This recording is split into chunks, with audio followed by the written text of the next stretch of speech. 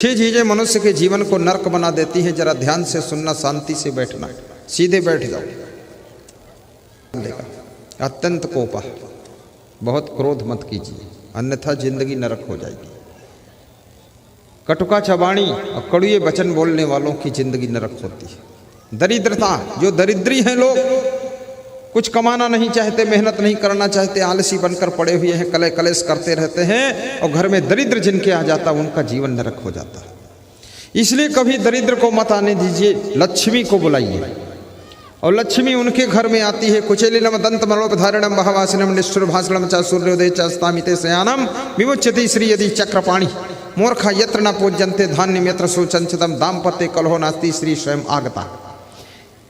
किसके घर में लक्ष्मी आती है? जो मैले वस्त्र नहीं पहनता है, मैले दांत नहीं रखता है, भोजन कम खाता है, सूर्यास्त के समय सूर्योदय के समय सोता नहीं है, और याद रखना जिसके मुख से गालियां नहीं निकलती हैं, मधुर वाणी बोलता है, उसके घर में लक्ष्मी का डेरा पड़ जाता है और कभी वहां पर दरिद्र का अंधेरा नहीं होता।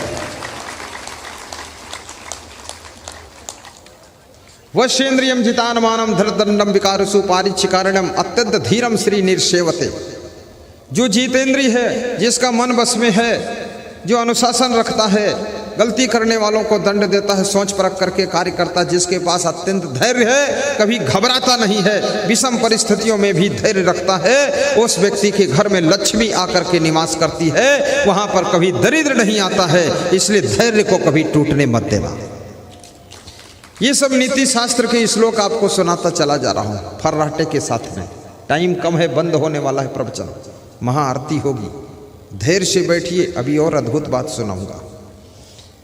अत्यंत कोपा कटुका चबानी दरिद्रता च सुजने सुबैरम। जो लोग आत्मीय जनों से बैर रखते हैं, पिता से बैर, भाई से बैर, देवरानी से बैर, जेठानी से बैर, सासू से बैर, बहू से बैर, और पड़ोसी की खैर कुशल ले रहे, ऐसे लोगों की जिंदगी नरक हो जाती है। कृपया अपने घर में, कुटुंब में, परिवार में गम खा करके रहिए। आत्मर्क परित्यज परवर्गम समाश्रयत। सम भोजनम संप्रीतित समकथनम। नीति शास्त्र कहता है अपने कुटुंबियों के साथ बैठकर कभी कभी भोजन भी करना चाहिए। कुटुंबियों के साथ बैठ करके कभी कभी एक दूसरे की बातचीत भी सुनना चाहिए, करना चाहिए, और कुटुंबियों से प्रेम भी करना चाहिए। ऐसा करने से जिंदगी स्वर्ग बनती है, और दूर दूर रहने से, मुंह फुलाने से जिंदगी नरक बन जाती है। बजा सकते हो ताली, कोई बात नहीं।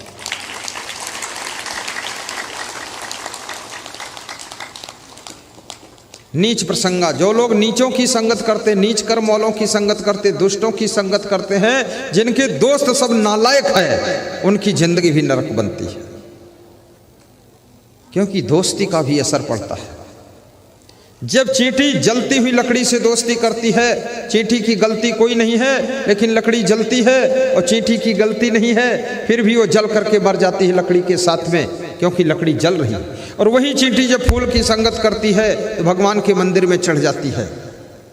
सोचिए, चींटी की कोई गलती नहीं, चींटी का कोई महत्व नहीं, केवल संगत बदल गई। फूल की संगत किया तो भगवान के मंदिर में चढ़ी, और भगवान के मंदिर में जो प्रसाद चढ़ा था, पेड़ा बर्फी, उसका भोग चींटी भी लगाती है। और जब चींटी जलती हुई लकड़ी का संग करती है तो लकड़ी के साथ खुद भी जलकर मर जाती है। इसलिए संगत करो तो अच्छे लोगों की करो, दुष्टों की संगत छोड़ दीजिए। कुंभकर्ण 6 कुंवार और मेघनाद ने रावण की संगत किया था तो रावण से पहले ही मार दिए गए थे, और विभीषण ने उसकी संगत छोड़ दिया था, राम की संगत किया था तो विभीषण को लंका का राजा बनने का अवसर मिला था।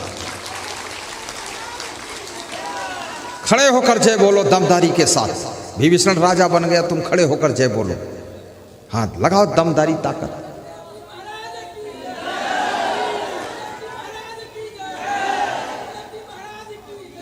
अब लगता है मुझे कि बिहार में भी एक आश्रम बनाना पड़ जाएगा मुझको, क्योंकि यहाँ के लोगों में अब दम लग रही है। और इस साल तो बहुत ज़्यादा प्रभावित हो गया मैं बिहार से। बिहार में एक छोटी सी कुटिया बना दूं क्या? बना दूं और यहीं रहूं बरसात में 1 महीना, और 1 महीना तक चले प्रवचन, ठीक रहेगा? कमाल है। छोटी कुटिया बनाऊं कि बड़ी बना दूं? आश्रम बनाऊं कि कुटिया बनाऊं? झूठ मूठ बनाऊं कि सच में बनाऊं?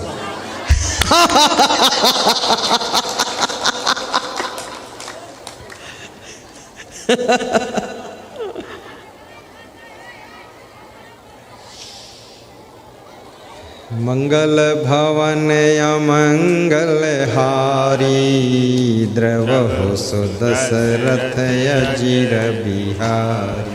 मंगल, सब माताएं बैठ जाएं, गुरुदेव की आज्ञा का पालन करें। सब माता बहन बैठ जाओ, पुरुष भी बैठो।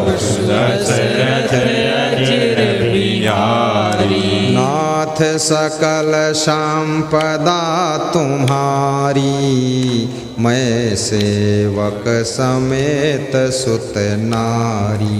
नाथ सकल संपदा तुम्हारी, कुछ नहीं है, बैठ जाओ माता लोग। समेत सुत नारी, मंगल भवन अमंगल हारी, द्रवहु सुदशरथ अजिर बिहारी। मंगल भवन मंगल हारी, द्रवहु सुदशरथ अजिर बिहारी। बोलिए सद्गुरु भगवान की जय। नीच प्रसंगा कुलहीन सेवा, और भ्रष्ट लोगों की जो सेवा करता है उसकी जिंदगी भी नरक बन जाती है। इसलिए मैं निवेदन करूंगा, श्रेष्ठ पुरुषों की गाय की सेवा करोगे तो दूध मिलेगा, और गधी की सेवा करोगे तो लात मिलेगी, और कुत्ते की सेवा करोगे तो सुबह लेटरीन उठाने को मिलेगी। और यदि आपने किसी गुरु की सेवा किया है तो ज्ञान मिलेगा, आशीर्वाद मिलेगा। और यदि आपने किसी दुष्ट की सेवा किया है तो उसकी दुष्टता की प्रभाव से आपका भी पतन होगा। इसलिए महान पुरुषों की सेवा कीजिए, माता पिता की सेवा कीजिए, गौ माता की सेवा कीजिए, भारत माता की सेवा कीजिए, और इस देश के लिए आप समर्पित होकर के देशभक्त बन जाइए, देश के लिए वफादार रहिए। याद रखना, जो रजाई तुम्हारी ठंडी को दूर करती है उस रजाई को संभालने का किसका कर्तव्य है? आपका है कि नहीं है? जो जिस देश की रोटी खाते हो, जिस देश की माटी में रहते हो, उस देश की रक्षा करने का कर्तव्य हमारा और आपका सभी का है। इसलिए देशभक्त बन करके हिंदुस्तान की रक्षा भी कीजिए और अपनी भारतीय संस्कृति की रक्षा कीजिए। आप सभी का जीवन मंगलमय हो। और इस मेघौना की पावन धरा पर, इस भव्य पंडाल के अंदर पहली बार मुझको सत्संग करने का अवसर मिला हुआ है। इसकी दिव्यता देखिए। आपको ये मंडप पसंद आया कि नहीं आया? मुझको आ गया पसंद।